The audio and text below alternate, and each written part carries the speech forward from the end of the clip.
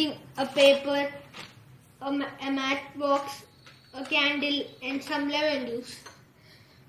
First I am going to write my name on the paper. You can write your name.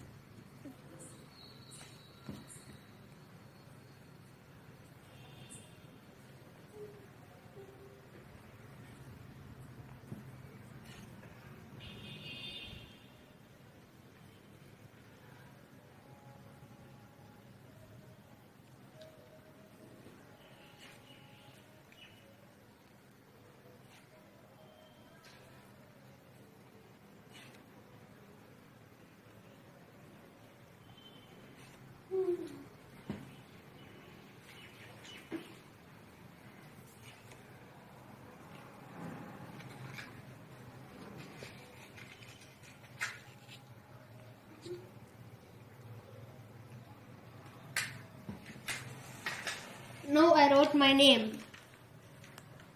Now I am going to keep this near the fire.